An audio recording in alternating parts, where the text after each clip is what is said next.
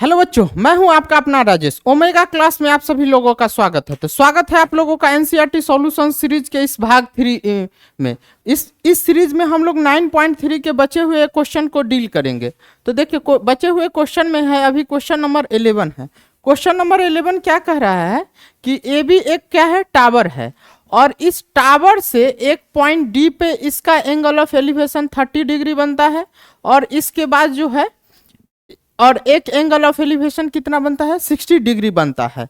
तो हमको फाइंड करना है कि इस टावर की हाइट क्या है और इसकी विड्थ कितना है, ये कितने इसकी विड्थ ऑफ कैनल क्या होगी। मतलब क्वेश्चन अगर एक बार पढ़ के आपको सुना दूं तो क्या है, a TB tower stands vertically on bank of canal from a point on in other bank directly opposite to tower, angle of elevation of top of tower is 60 degree from another point 20 meter away from the point of line joining this foot of tower is angle foot of tower, the angle of elevation 30 degree। तो मतलब एक canal है, canal के एक point पे angle of elevation 60 degree बनता है, और इस पॉइंट से 20 मीटर के डिस्टेंस पे एंगल ऑफ एलिवेशन कितना होता है, 30 डिग्री। तो हमको तो एक है विड्थ ऑफ कैनल निकालना है, तो विड्थ ऑफ कैनल निकालना है, दूसरा जो है हाइट ऑफ टावर बनना है। तो इस फिगर से देखिए हमारे पास कितने ये है, हमारे पास दो ट्रायंगल है। तो हम फर्स्ट ट्रायंगल में लेंगे। फर्स्ट ट्रायंगल क्या है, triangle A B C, A B D. दूसरा ट्रायंगल लेंगे ए बी सी। तो हम इस ट्रायंगल में ले रहे हैं इन ट्रायंगल ए डी बी में, ए डी बी में, ए डी बी में, ए डी बी में हम लोग क्या लगा सकते हैं, tan 30 degree. tan 30 degree equal to क्या लिख सकते हैं, ए बी अपॉन क्या लिख सकते हैं, डी बी। तो tan 30 का वैल्यू क्या होता है, 1/√3। ए बी का वैल्यू कितना दिया है, h लिखे हैं, और डी बी को हम लोग क्या लिख सकते हैं, 20 + x। अब इसको हम लोग क्या करेंगे, क्रॉस मल्टीप्लिकेशन करेंगे। क्रॉस मल्टीप्लिकेशन करेंगे तो 20 + x बराबर क्या हो जाएगा, √3h। इक्वेशन नंबर 1 हो गया, इक्वेशन नंबर 1 हो गया। अब हम लोग क्या करते हैं, अब इस ट्रायंगल में लेते हैं, इन ट्रायंगल ए बी सी में tan 60 डिग्री इक्वल टू क्या लिख सकते हैं, ये ए बी अपॉन क्या चीज, बी सी। तो ये क्या होगा, √3 इक्वल टू h अपॉन क्या चीज, ये x। तो h अपॉन x, तो ये क्या होगा, h equal to √3x। h equal to क्या होगा, √3x। अब h का वैल्यू हम लोग यहाँ पुट कर दे रहे हैं। तो put h equal to √3x in 1। तो 1 इक्वेशन क्या है, 20 + x इक्वल टू √3h। तो क्या हो जाएगा, 20 + x equal to √3 into h का वैल्यू क्या है, √3x। तो क्या हो जाएगा, 20 + x इक्वल टू 3x। तो क्या होगा, 20 equal to 3x minus x। तो 20 इक्वल टू 2x। अब क्या हो जाएगा, तो x इक्वल टू क्या हो जाएगा, 20/2, 2 से कट जाएगा 10। तो x इक्वल टू क्या हो गया, 10। x इक्वल टू क्या हो गया, 10 हो गया। तो x का वैल्यू निकल गया। अब जब x का वैल्यू निकल गया तो नाउ h इक्वल टू कितना, h इक्वल टू कितना है, √3x। तो h इक्वल टू √3x, तो h का वैल्यू क्या हो जाएगा, √3 इंटू 10। तो h इक्वल टू 10√3। तो h का वैल्यू निकल गया। तो हमारे पास क्या हो गया, अब इस तरीके से अगर फाइनल कंक्लूजन करेंगे तो हमारे पास क्या है, height of tower, HEI height of tower क्या आएगा, 10√3, और इसका width of canal WIDTH, width of canal.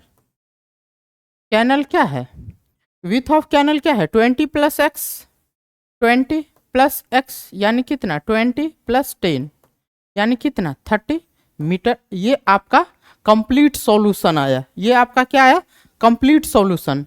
अगर सॉल्यूशन अच्छा जरूर लग रहा होगा, ये हम लोग मान के चल रहे हैं। अब नेक्स्ट क्वेश्चन की हम लोग बात करें तो नेक्स्ट क्वेश्चन क्या है कि नेक्स्ट क्वेश्चन में क्या है, एक जो है 7 मीटर का बिल्डिंग है, 7 मीटर का क्या है, बिल्डिंग है, और एक टावर है, और बताया गया है कि बिल्डिंग के यहां से टावर के टॉप से जो है ना, बिल्डिंग के टॉप का जो एंगल ऑफ एलिवेशन है 60 डिग्री है, और बिल्डिंग के टॉप से टावर के बॉटम का एंगल ऑफ डिप्रेशन कितना है, 45 डिग्री है। तो हमको क्या फाइंड करना है, ये हाइट ऑफ टावर फाइंड करना है। हाइट ऑफ टावर फाइंड करना है तो इसके लिए हम लोग क्या कर सकते हैं, सबसे पहले देखिए, चूंकि यहां सॉल्यूशन अगर हम इस करेंगे तो from figure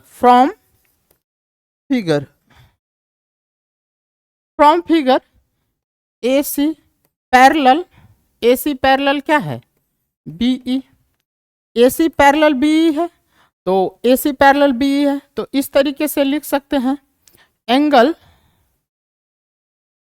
EBC equal to angle BCA बराबर, यानी ये एंगल और ये एंगल एक दूसरे का क्या होगा, इक्वल होगा, क्योंकि अल्टरनेट एंगल।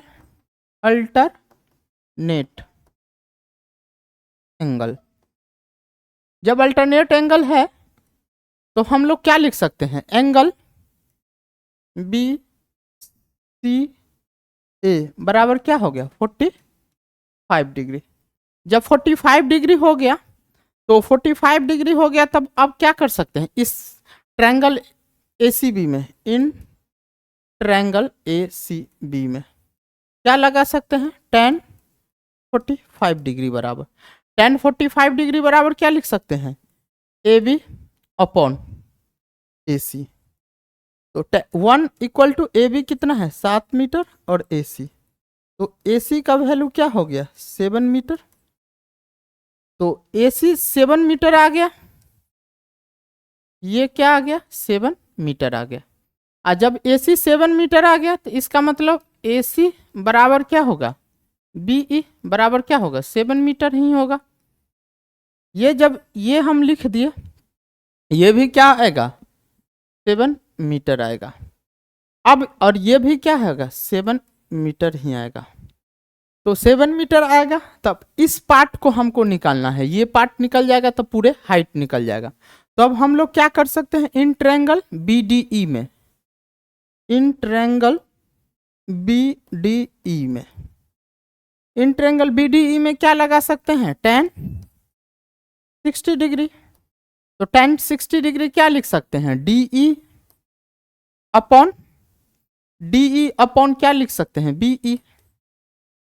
तो tan 60 का वैल्यू क्या लिख सकते हैं, √3 लिखेंगे बच्चों। DE और DE का वैल्यू निकालना है, और BE का वैल्यू क्या आया है, 7 मीटर। क्रॉस मल्टीप्लिकेशन करेंगे तो DE बराबर कितना आएगा, 7√3 मीटर आया हमारा, 7√3 मीटर आया। अब इसका 7√3 मीटर आया हमको, लेकिन हमको फाइंड क्या करना है, हाइट ऑफ टावर फाइंड करना है। तो हाइट ऑफ टावर में क्या करेंगे, तो height of tower H equal to क्या चीज कर सकते हैं, ये हाइट ऑफ टावर कितना है, CD। तो CD इक्वल टू क्या लिख सकते हैं, CE प्लस ED। तो CDH इक्वल टू क्या चीज, CE कितना है, 7 मीटर प्लस 7√3 मीटर।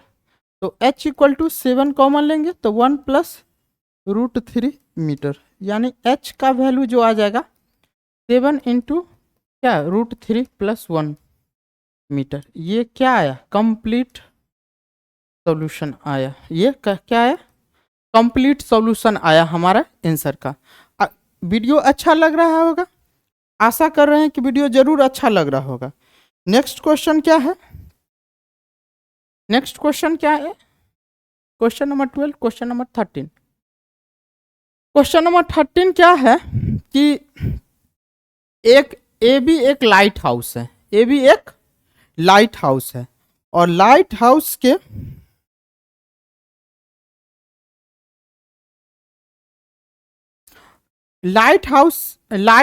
अपोजिट में दो सी है, एक सी यहाँ है, एक सी समुद्र है।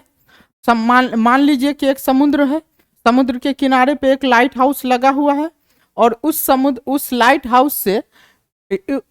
हाउस के से कुछ डिस्टेंस पे दो पॉइंट है डी और सी, जिससे उस टावर से जो एंगल ऑफ एलिवेशन बनता है 30 डिग्री और 45 डिग्री।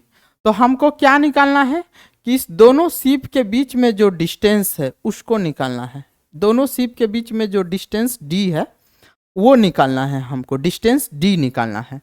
तो डिस्टेंस डी निकालने के लिए हम लोग को क्या करना है, सबसे पहले जो फिगर बन रहा है तो इसके मदद से हम लोग क्या करते हैं, तो फ्रॉम फिगर हम लोग लिखेंगे, फ्रॉम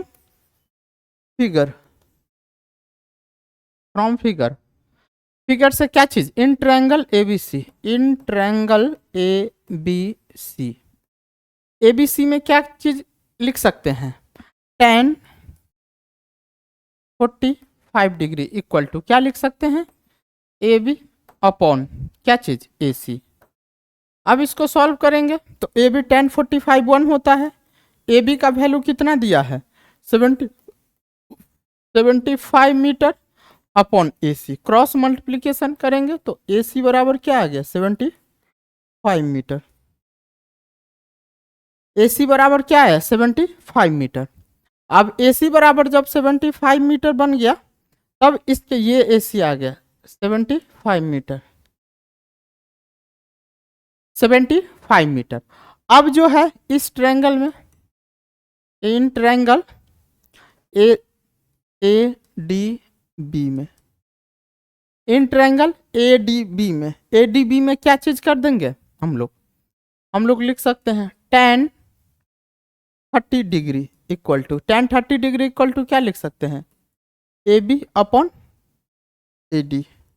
tan 30 का वैल्यू क्या होता है √3। इसको क्या, ए बी को हम लोग क्या लिख सकते हैं, ए बी कितना दिया है 75 मीटर, और ए डी को हम लोग क्या लिख सकते हैं, ए डी को लिख सकते हैं ए सी आप plus C D, cross multiplication कर देंगे तो ए सी आप प्लस सी डी बराबर 75 √3 मीटर। अब ए सी कितना है 75 मीटर, ए सी कितना निकला है 75।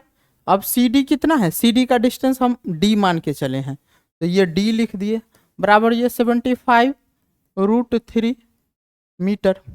ये क्या है प्लस है, इधर आएगा तो माइनस, तो डी बराबर 75 √3 meter minus 75 meter. Cross multiplication करेंगे डी बराबर 75 सॉरी तो √3 माइनस 1 ये मीटर आ गया हमारा कंप्लीट सॉल्यूशन। यानी क्या चीज हो गया, दोनों सीप के बीच जो डिस्टेंस है द डिस्टेंस बिटवीन टू सीप, डिस्टेंस बिटवीन टू सीप क्या है 75 इंटू √3 माइनस 1 मीटर। ये हमारा क्या है कंप्लीट सॉल्यूशन। आशा कर रहे हैं ये सॉल्यूशन आप लोगों को समझ में आ रहा है। जस्ट ही आप लोगों के लिए हम लोग नेक्स्ट बचे हुए लेक्चर में सारे क्वेश्चन का सॉल्यूशन लेकर आएंगे। Thank you very much.